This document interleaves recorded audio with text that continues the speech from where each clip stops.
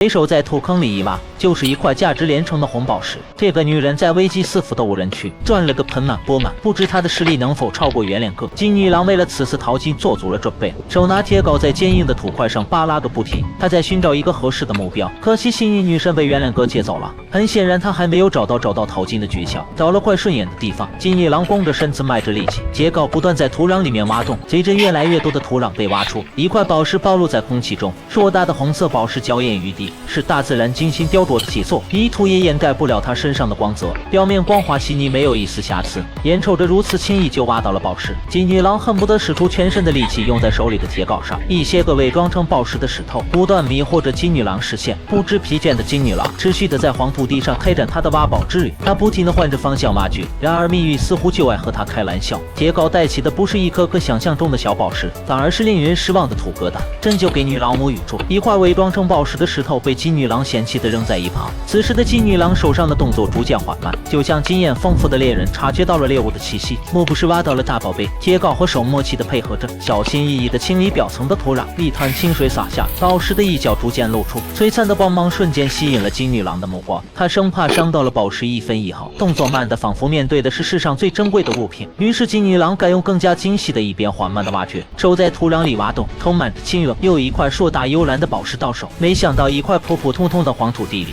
竟然埋藏着这么多体积大的宝石。有了之前的成功，金女郎的挖宝动作更加熟练，手上的动作忍不住加快，迫不及待的要和小宝物四目相对。又是老朋友清水的帮助，土壤里的任何宝石在其浇灌下都难逃一劫。铁镐带着蔚蓝色的小宝石出现，整颗宝石的颜色纯净而浓郁，好像是把整个海洋的湛蓝都浓缩在了这小小的方寸之间。清水轻轻冲刷着蓝宝石表面的尘土，宝石的每一个面都反射着柔和的光芒。然而并非每一次的挖掘都能带来惊喜，接二连三的伪装者让金女郎无可奈何。那些看似宝石的石头一次次的挑起她的希望，又一次次的让她失望。心灰意冷的金女郎停下了手里的动作，手捧着今天的战利品，心中才得到了一丝安慰。一泓清水缓缓流淌而下，轻轻的洒落在宝石的表面，宝石上的尘土和杂质渐渐都被洗干净，露出它原本璀璨的模样。宝石们的每一个角度都在诉说着大自然的鬼斧神工。金女郎又踏上了下一个征程，希望下次她能得到更多的好运。